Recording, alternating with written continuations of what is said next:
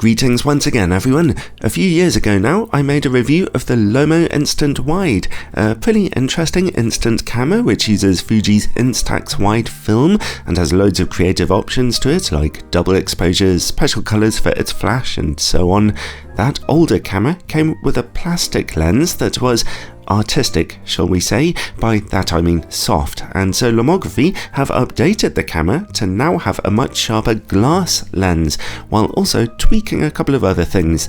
It's a 90mm f8 lens, which, on such a large format as this, is the full frame equivalent of 35mm, so that's a moderately wide angle, and its aperture is big enough to get somewhat out of focus backgrounds in your images.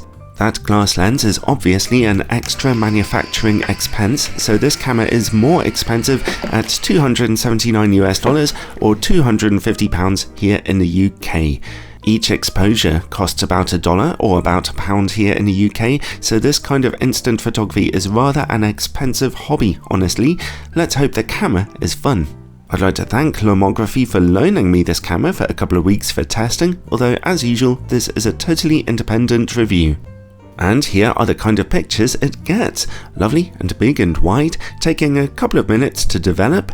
The Fuji Instax Instant film is quite detailed without much graininess and with just averagely bold colours with a warm tone to them, slightly warm.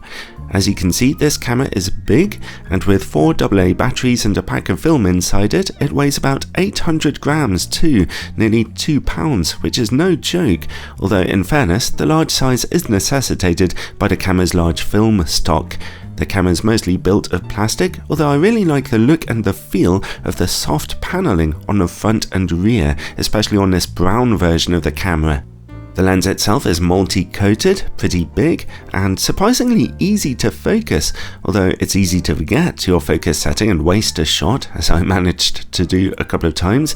That focus ring turns quite firmly with indents at 30cm, 60cm, 1 meter and infinity, just to make things a little easier for beginners. It's manual focus only. Something that's missing from the original camera is a little circular mirror on the front to help with taking selfie pictures. And picture composition is made even harder by the viewfinder, which is vastly offset from the lens. If you're shooting anywhere closer than a meter or so to your subject, then you might as well not use it at all. It's also a bit hard to see through. The camera's shutter button is still on the front of it. Be sure to turn the camera off when not in use, as that thing is easy to accidentally press. And we still get a lovely big flash as well. It's set to fire whenever you turn the camera on, which isn't the best design decision. You have to remember to turn it off each time. The camera comes with coloured gel filters for that flash, in case you want to get really creative. There are some handy creative controls on the back of the camera as well. Turn the camera onto A mode for the automatic exposure setting. B is bulb mode, where you can hold down the shutter as long as you need. F22, well, that stops the lens down for extra depth of field.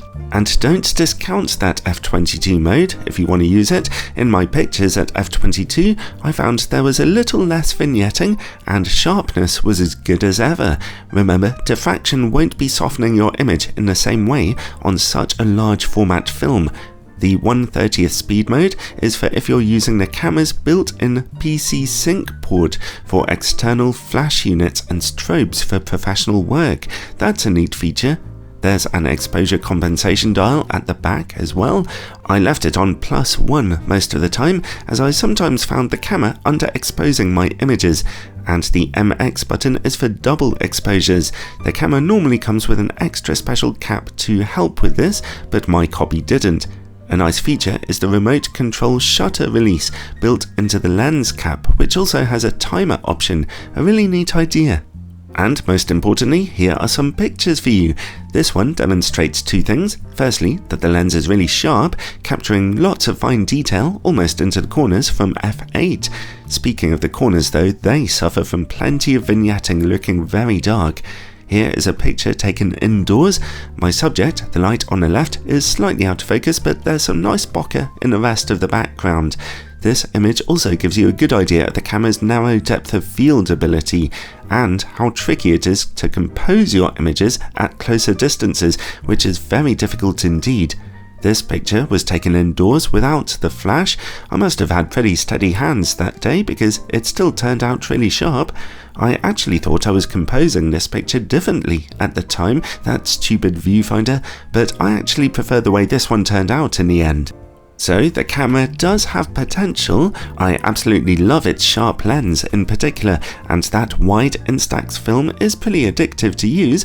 I also quite liked its remote control in the lens cap, although I might worry about losing it by accident.